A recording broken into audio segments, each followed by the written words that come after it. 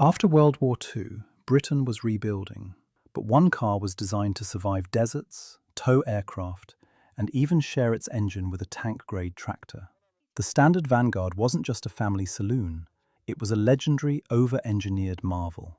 Today, we uncover the shocking secrets behind this forgotten British icon. When the Standard Vanguard was launched in 1948, Britain was still exhausted from war. Factories were standing again, but the country desperately needed foreign currency, especially American dollars. The Vanguard was never intended to satisfy British motorists first. It was designed as an export weapon. While British families joined waiting lists that stretched for years, freshly built Vanguards were loaded onto ships bound for North America, Australia, and Europe. For many at home, this felt like a betrayal. People could see the cars on the road, read about them in magazines, yet were told they must wait. The government encouraged this policy, rewarding manufacturers who exported the bulk of their production. As a result, British buyers often received cars later, sometimes with fewer refinements. The Vanguard became a symbol of post-war frustration, a British-built car that Britain itself could barely buy. For many older viewers, this memory still stings, proof that rebuilding the nation often came at a personal cost. Few cars in British history can claim the kind of engineering audacity that the Standard Vanguard possessed. But one fact truly sets it apart. It was the only British family car to share its DNA with a tank-grade tractor engine. Beneath its sleek, post-war body lurked a power plant originally designed for the relentless demands of agricultural machinery, the famous tractor engine that would also power Massey Ferguson tractors. This wasn't just marketing bravado, it was pure industrial genius. The result was a family saloon with durability and torque that no ordinary car could match. It could handle unpaved country roads, steep hills, and punishing conditions that would cripple other vehicles of the era. While city drivers might never push it to the limit, owners in Australia, Africa, and Canada relied on it like a workhorse, confident it would survive what others could not. This engine didn't just power a car. It brought the legendary toughness of farm and military machinery into the hands of everyday families, redefining what a British saloon could endure. The Standard Vanguard was legendary for its toughness, but sometimes being too strong can be a curse. Its engineers poured extraordinary effort into overbuilding every component: chassis, suspension, engine, and drivetrain, creating a car that could endure extreme conditions anywhere in the world. While this made the Vanguard almost indestructible, it came at a cost. Production was slow, materials were expensive, and the car was heavier than necessary. In an era when competitors like Ford and Vauxhall were mass-producing lighter, cheaper saloons, the Vanguard's over-engineering killed its profit margins. Dealers struggled to sell it at competitive prices, and British buyers were often priced out. What made the car famous abroad, its durability and robustness, ironically made it less successful at home. The lesson was clear. Engineering brilliance alone couldn't guarantee commercial success. The Vanguard's story became a cautionary tale, proving that even the toughest, most resilient car can be undone by its own overambitious design.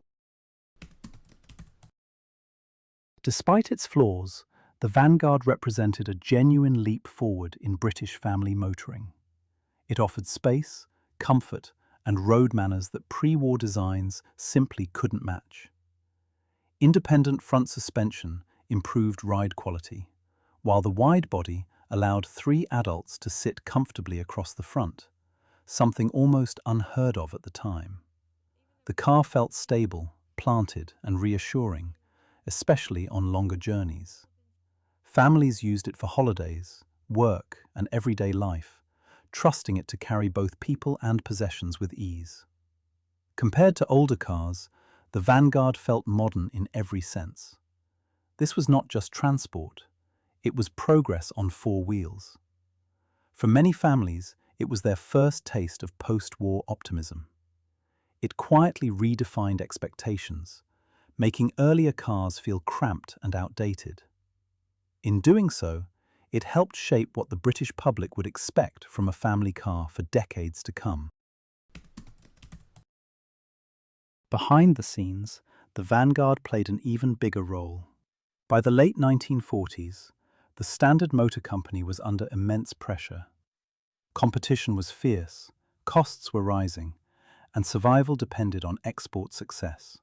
The Vanguard delivered exactly that. Strong overseas demand brought in vital foreign currency and kept factories running at capacity. Without it, Standard may not have survived the decade. The profits funded future development and laid the foundations for the company's later transformation into triumph. In this sense, the Vanguard wasn't just a car, it was a lifeline. Its success brought time, stability, and a future. Few family saloons can claim to have saved an entire manufacturer. This hidden legacy is often overlooked, but without the Vanguard, much of Britain's later motoring history might have unfolded very differently. One of the most astonishing feats of the Standard Vanguard was its ability to run all day at full throttle on dirt roads, a level of endurance almost unheard of in a family car.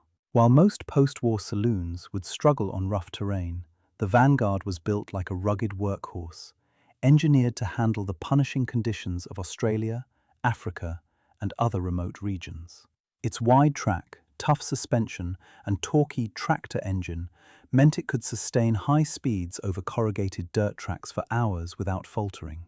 Drivers in rural and frontier areas relied on this remarkable reliability to cross vast distances, haul heavy loads, and survive harsh climates that would stop other cars in their tracks. Even in full sun, dust, or mud, the Vanguard's engine and chassis worked in perfect harmony, delivering performance that felt almost military in its precision. This wasn't just a car, it was a symbol of post-war British engineering, built to endure what most vehicles could not. If one flaw sealed the Vanguard's fate, it was rust. Built during a time of steel shortages and rushed production, corrosion protection was minimal by modern standards. Thin panels, poor paint coverage, and untreated seams left the car vulnerable from day one. Britain's damp climate did the rest. Sills, wheel arches, door bottoms, and floor pans often began rusting while the car was still in regular service. Owners patched, welded, and painted, but the rot always returned. Many Vanguards didn't fail mechanically, they simply dissolved. This is why survivors today are so rare. Entire generations of cars disappeared quietly, scrapped not because they were worn out, but because they were beyond economical repair. For older viewers, rust isn't just a technical issue. It's a memory of MOT failures, welding bills, and reluctant goodbyes. Rust erased the Vanguard from everyday life far more effectively than time ever could.